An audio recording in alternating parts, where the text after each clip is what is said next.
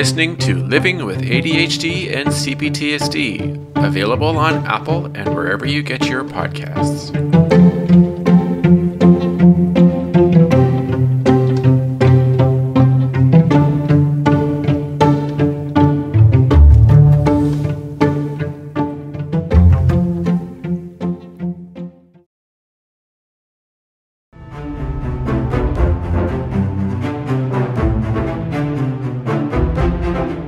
Hello everybody and welcome to another episode of Living with ADHD and CPTSD.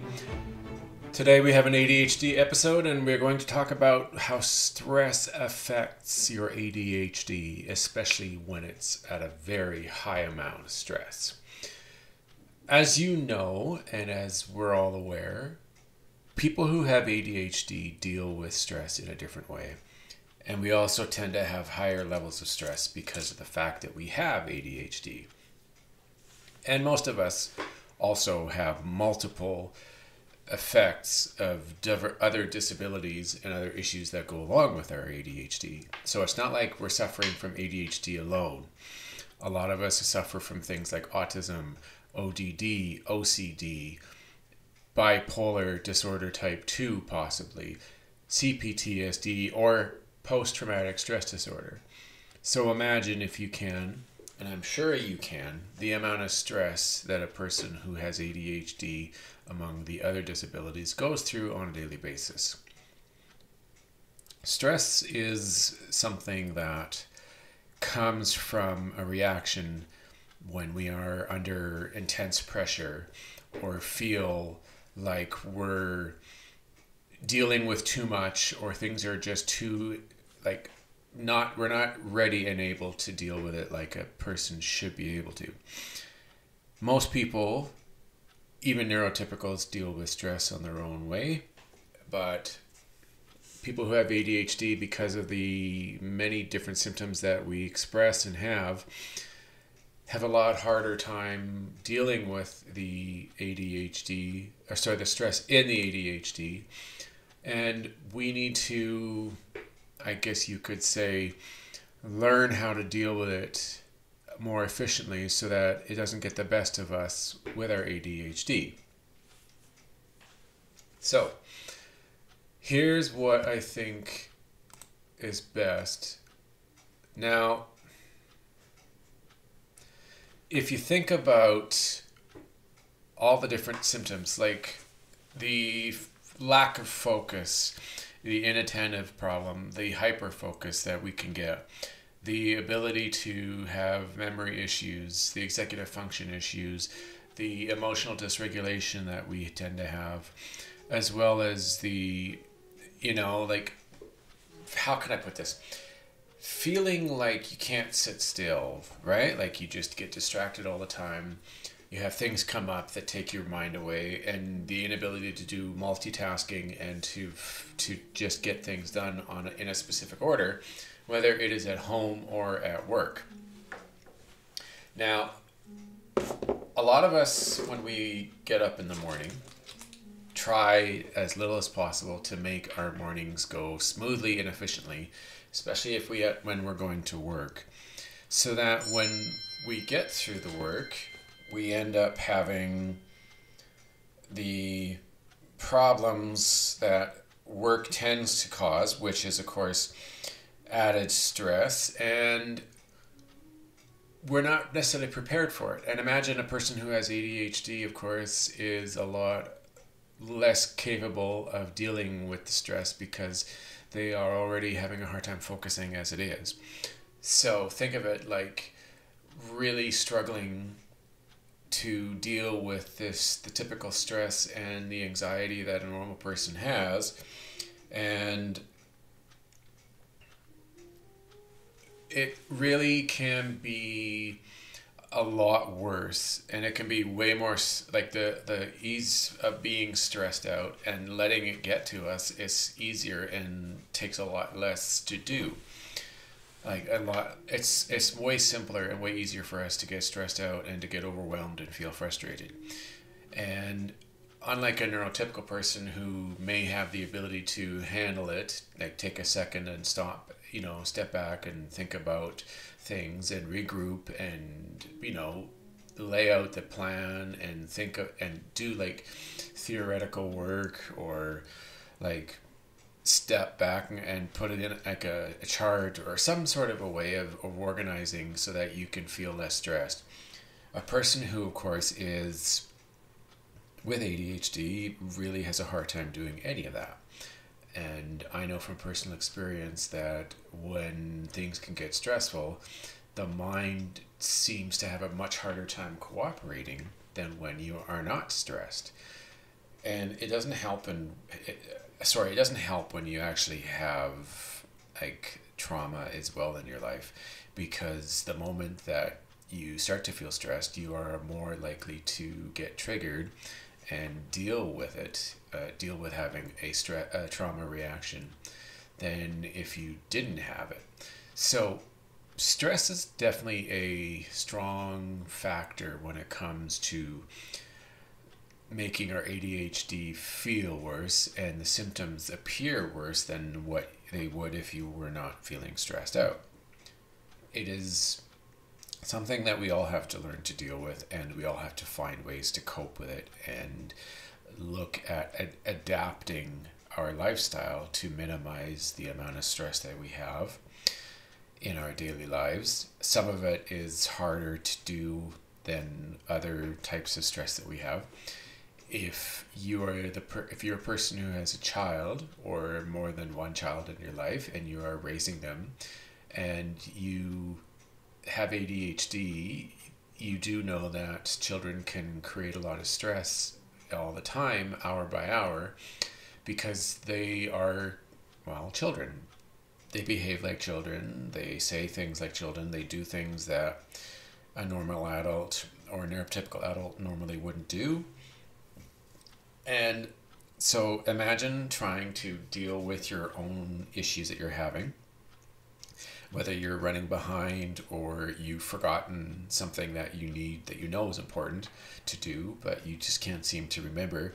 And then on top of it, you happen to have one or two of your children on top of you, constantly wanting to deal with something for them, to like help them out, or to do so. Or if one child is being difficult and misbehaving, and the other child is constantly coming to you, indicating that their brother or their sister is misbehaving, is being bad or being mean or tattling, or it can cause a great deal of increased stress in our lives, and makes our ability to do the day-to-day that we are doing in that moment a reality.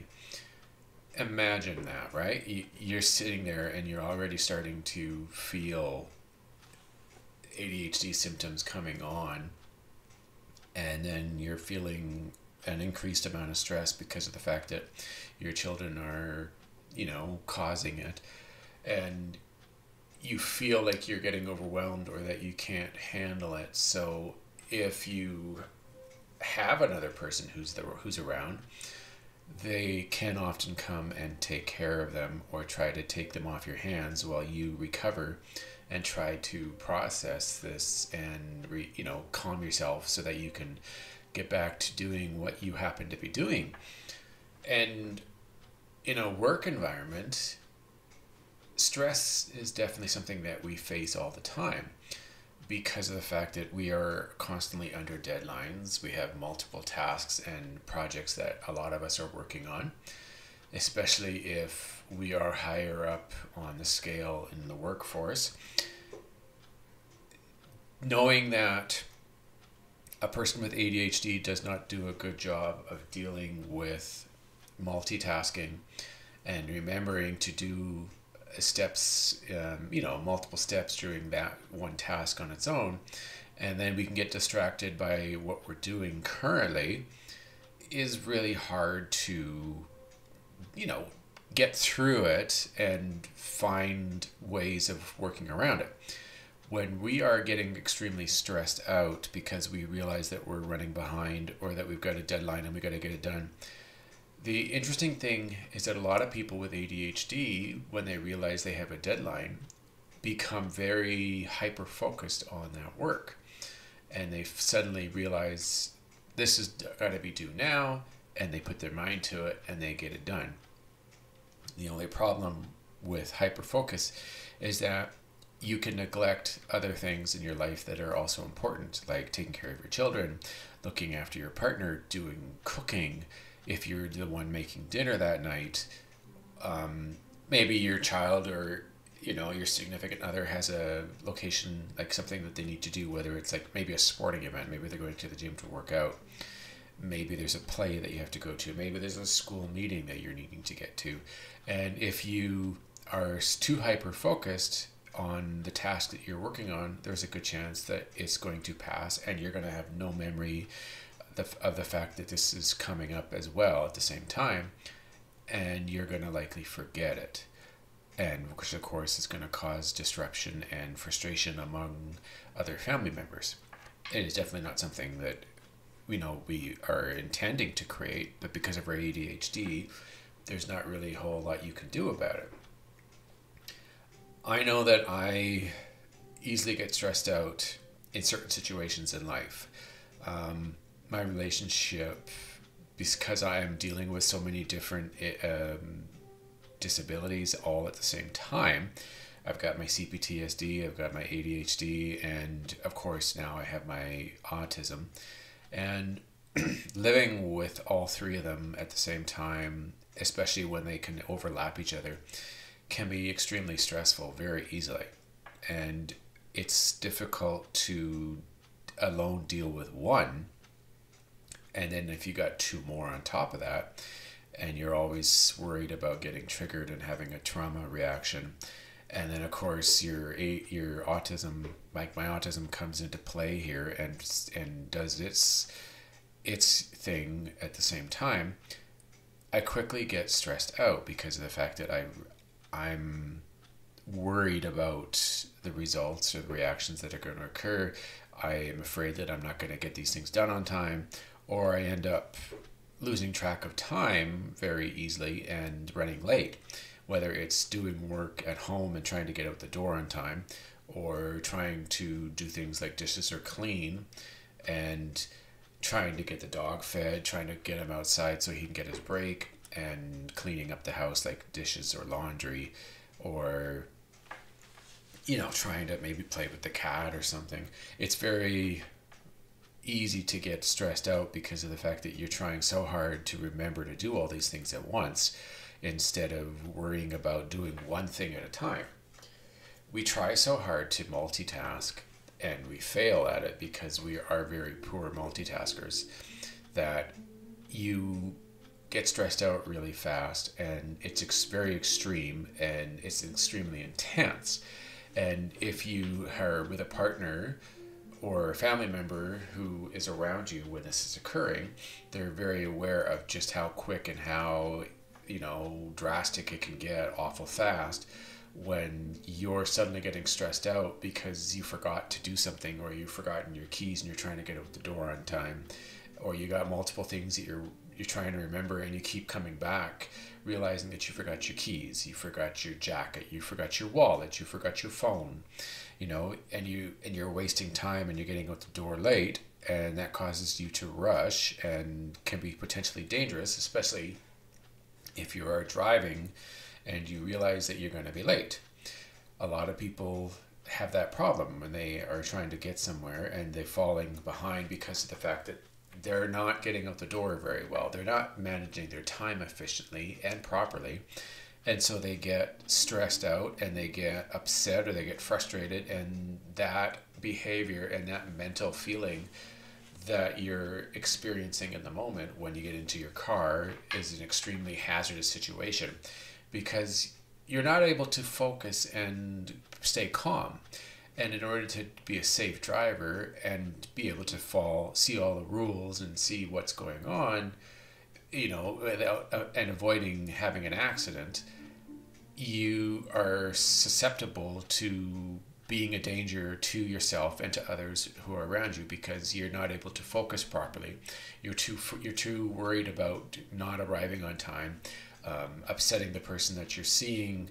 Especially if you're going to work, you don't want to be late because you're going to get in trouble from your boss. So stress can be really devastating to someone who is very new with ADHD, of course, because they don't know how to handle the effects that stress can do on the body, both physically and mentally. It definitely makes you a lot more susceptible to accidents and to forgetting something when you're trying to do it in the moment, especially if you really are stressed and you've had multiple moments in the day that stress has been occurring.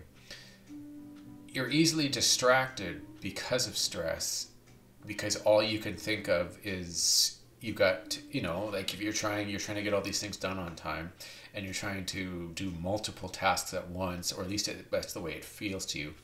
It's extremely difficult to feel focused and to feel calm, because stress really puts out all these the different chemicals that can in your system that causes your heart to beat faster. You start to sweat, you start to dilate, and your eyes start to dilate, and you really you start to get anxious feeling, you start to get excited, and you start to move faster, and you breathe faster.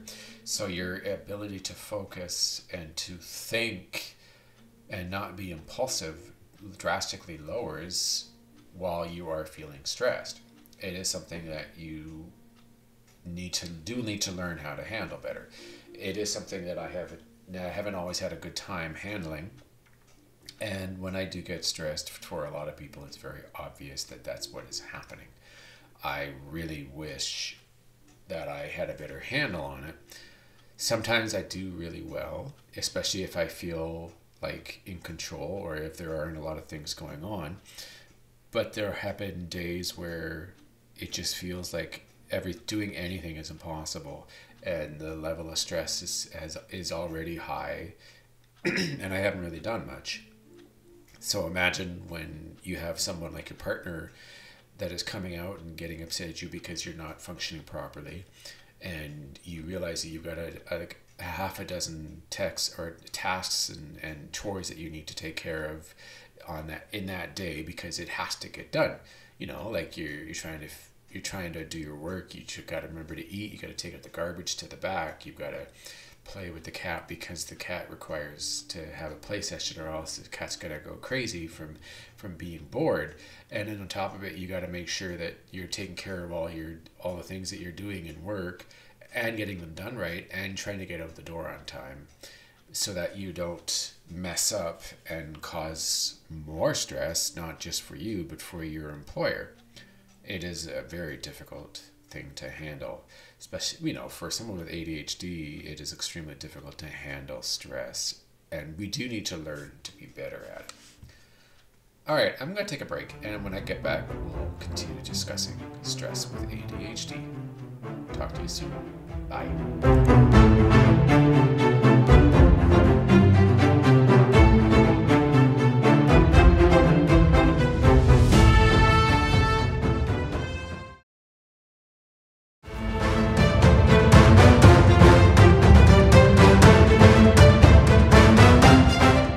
Welcome back, everybody, to Living with ADHD and CPTSD.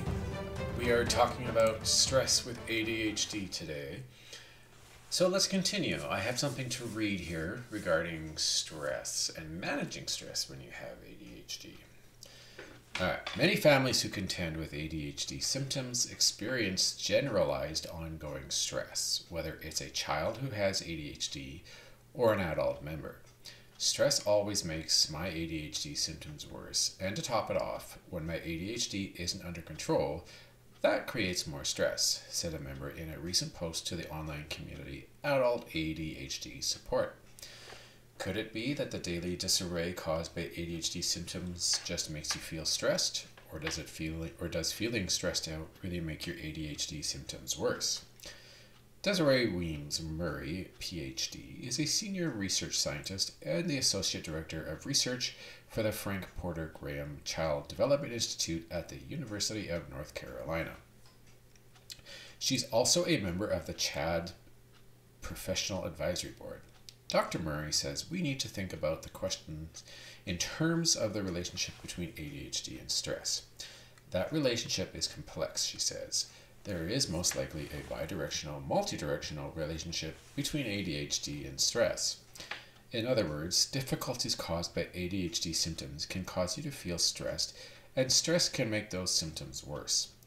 Our forum members' experiences are supported by research.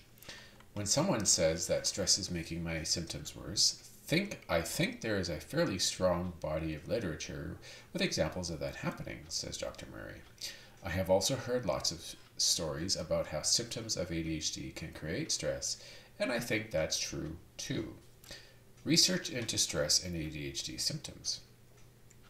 Researchers are interested in the links between ADHD and stress. A majority of adults report feeling stressed over various situations in their lives, with 73% of people experiencing psychological symptoms and 77% of people reporting physical symptoms, according to the American Institute of Stress. Writing in the Journal of Attention Disorders, researchers note that ADHD symptoms are associated with stress, especially for those adults who primarily have the inattentive presentation. Chronic stress makes symptoms worse and even causes chemical and architectural changes to the brain, affecting its ability to function. Excuse me. In Nature Neuroscience, researchers note that stress affects the prefrontal cortex, the same location of the brain affected by ADHD. There, stress reduces neuronal firing and impairs cognitive abilities.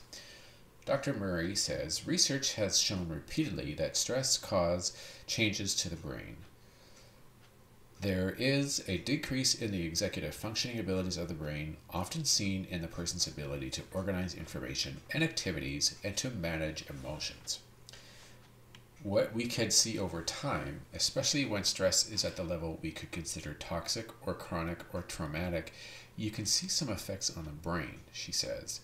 It's both brain structure and size of some specific sections, along with brain function, as related to some of the brain chemicals.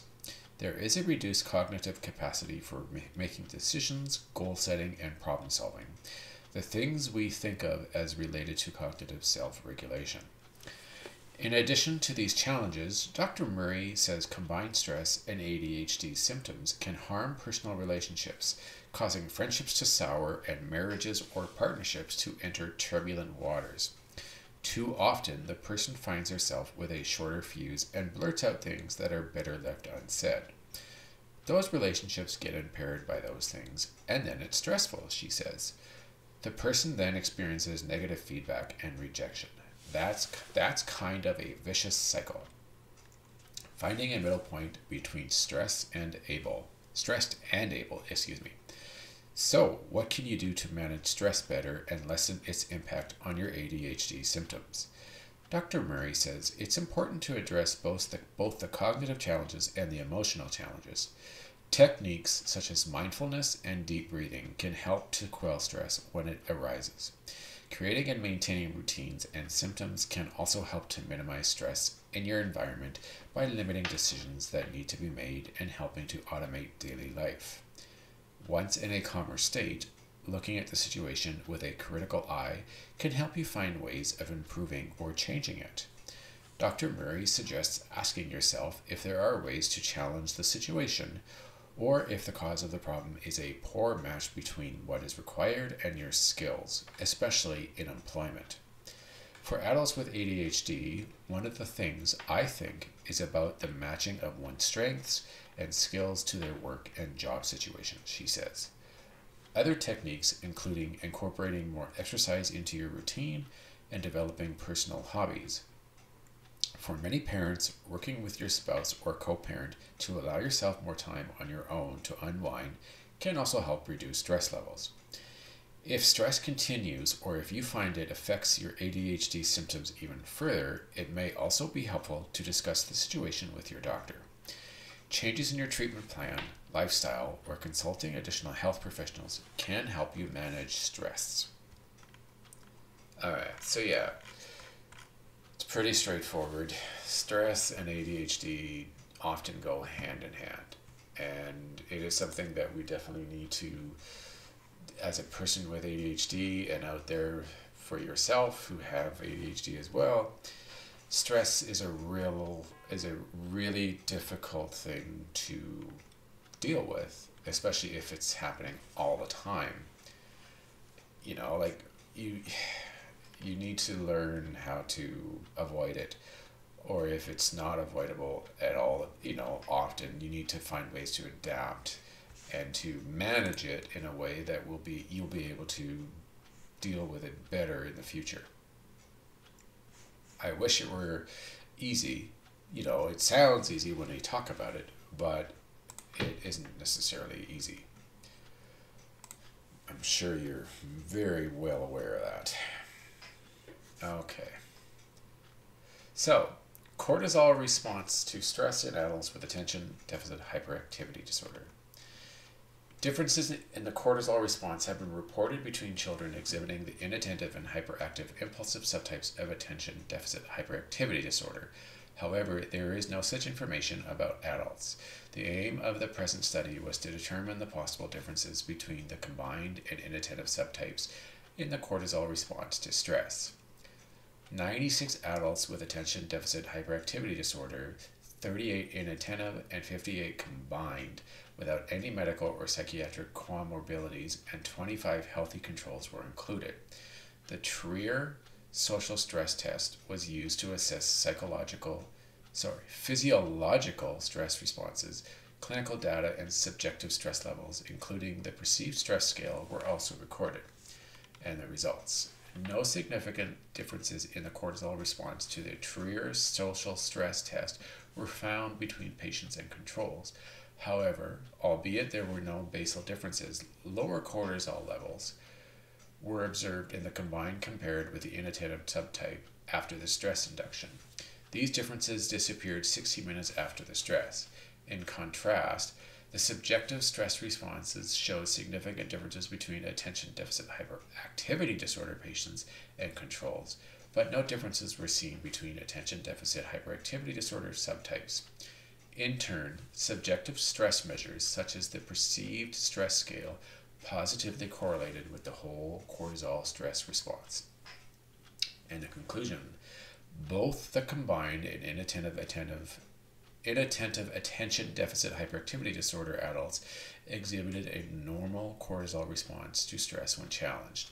Nevertheless, the inattentive patients displayed a higher level of cortisol after stress compared with the combined patients. Despite the differences in the cortisol response, attentions with ADHD reported high levels of subjective stress in their everyday life. All right, so that was a study that was done on cortisol and stress with ADHD people. And I'll quickly just do some stress reduction techniques for people with ADHD and stress. No one is immune to stress, but if you have ADHD, you may be more vulnerable to it. These easy tricks can help keep you calm and carry on. All right. Take 10 deep breaths. If you feel yourself getting worked up over something, try taking 10 deep, slow breaths. Regulation of breathing is a proven way of reducing stress. People with ADHD need to slow their minds down to stop the negative thinking. Otherwise, they can quickly spin out of control. To do this, breathe in slowly through your nose and count to a count of 10. Feel your abdomen rise as you breathe in. Then release each breath slowly as you concentrate only on your breathing. Practice mindfulness. ADHD symptoms like inattentiveness and scattered thoughts mean that people with ADHD are everywhere else but here. Mindfulness is the practice of learning to be present in the moment, and it's a great way to prevent stress.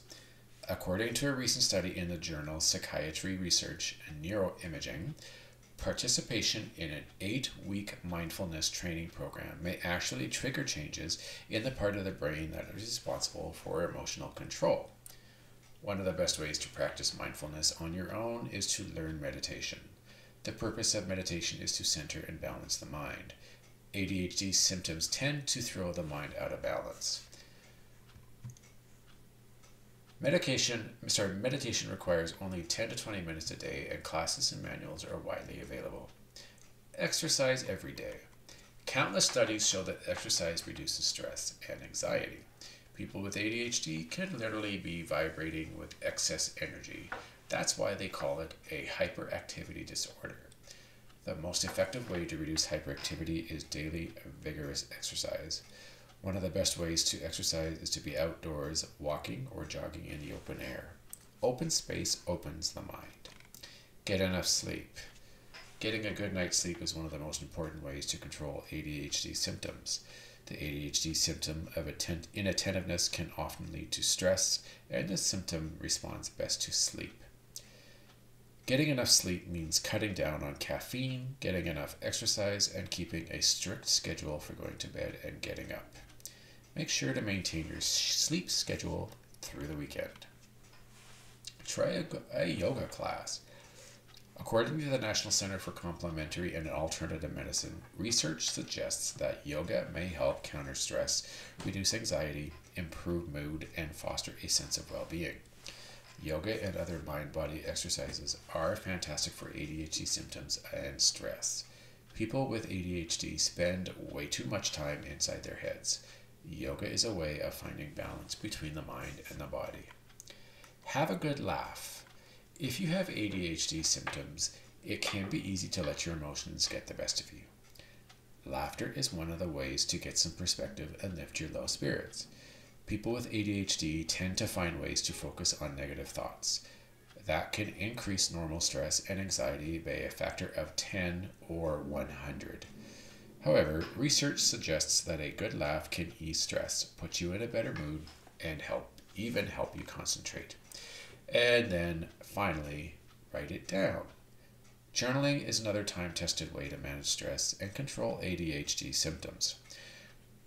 Gershon points out that disorganization is an ADHD symptom that can often lead to stress, but he describes journaling as a good way to center a scattered mind. In addition to writing down your thoughts on paper, he also suggests writing down lists for yourself to keep organized and stay on track. All right. There we go. So, pretty straightforward. Stress and ADHD go hand in hand. We need to learn to find ways to deal with it so that it doesn't overwhelm us and make us extremely difficult to deal with, or to make our lives miserable for ourselves and for people that we are with. All right, that's today's episode. All right, I am going to discuss, I have a new podcast that just came out earlier this week. It is called Literally Autistic. It is about my stories and struggles with autism in my life, day to day, week to week. And I'll discuss all the things that are going on with me and autism. It just gives everybody an experience firsthand from someone that they are listening to that has ADHD, autism, other disabilities, and how they deal with it and the problems that it can create. I hope you check it out. You can find it on Apple Podcasts. It's also on Google Podcasts. And you can locate it on my website. It is www.livingwithadhdandcptsd.ca. You can find me on Twitter. My handle is ADHDandCPTSD. Please check out my YouTube podcasts. There are a number of videos out there. I would really appreciate, and I'm looking for some support. I use software and I have to pay for it in order to do these podcasts every week, and it isn't free, unfortunately. And I am asking my listeners if they are open to supporting me. You can go to ko-fi.com, and give me a tip or a donate to me. You can either do single donations or you can do month to month. The amounts I'm asking for are not very much, although you can tip whatever you like if you feel like it. I would appreciate the support, and I also would appreciate being given a follow on Twitter. It's something that I am very passionate about, and I want to help people. I want to help those who have ADHD, CPTSD, autism, and other disabilities that are out there that affect your life every day. And I want to keep going, and the best way to make sure that this is as effective and as efficient as possible is to use proper software. And I would hope that my listeners out there will be willing to go and donate. You can find the link on my website. You can find it on my Twitter page. You can go to the website yourself and just look up Living with ADHD and CPTSD, and then you can go and do it there. It would be really appreciated, and I will definitely give you a shout, and I would love to hear from you. Give me a chat, let's talk. I'm open to talking about anything that you want. I really look forward to hearing from you, and I'm grateful for your donations and giving me some support so that I can continue delivering these podcasts for you to hear and gain some support with dealing with your own disability with ADHD and CPTSD, and of course on my second podcast, Literally Autistic with Autism. Alright everybody, that's it for today. Stay tuned for tomorrow's episode on CPTSD. Alright everybody, have a great day. Talk to you later. Bye.